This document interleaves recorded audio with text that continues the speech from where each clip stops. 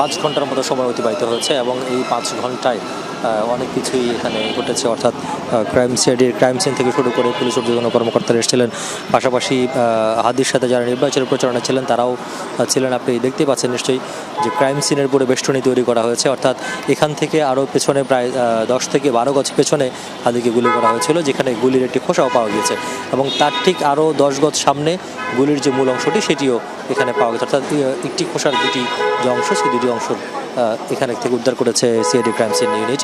এবং এই এলাকাটি পুরোটাই একেবারে প্রায় 15 থেকে 20 ফিট পর্যন্ত যে জায়গাটি রয়েছে সেখানে মূলত এসেই এখন যে জায়গাটি দেখতে পাচ্ছেন, এখানে হাদির রিক্সায় ছিলেন সেই রিক্সাটি এসে থেমেছিল এবং তারপর তার পুরো রক্ত পুরো এই এলাকাটিতে ছেয়ে গেছে।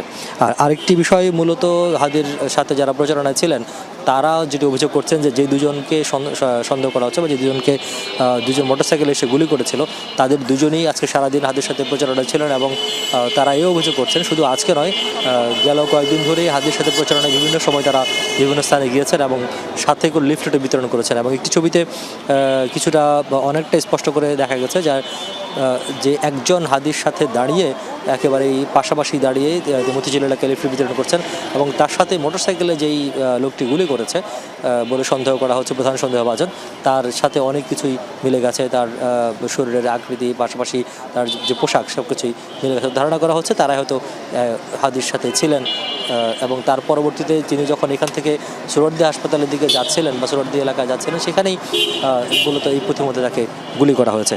তো পুলিশ বলছে যে তারা সিসিটিভি ফুটেজ সংগ্রহ করেছে, পাশাপাশি যেই দুজনকে সন্দেহভাজন যেই ছবিটি পাওয়া গেছে তাদের সহকর্মীদের পক্ষ থেকে, সেই ছবিটি বিশ্লেষণ করে তাদের এবং প্রযুক্তির সাহায্যে তাদের যে মোটরসাইকেলটি রয়েছে সেই মোটরসাইকেলের নাম্বার, পাশাপাশি তাদের যদি ফোন ট্র্যাকিংয়ের মাধ্যমে বা প্রযুক্তি সহায়তা নিয়ে তাদেরকে খুঁজে বের করার চেষ্টা করা হচ্ছে। এবং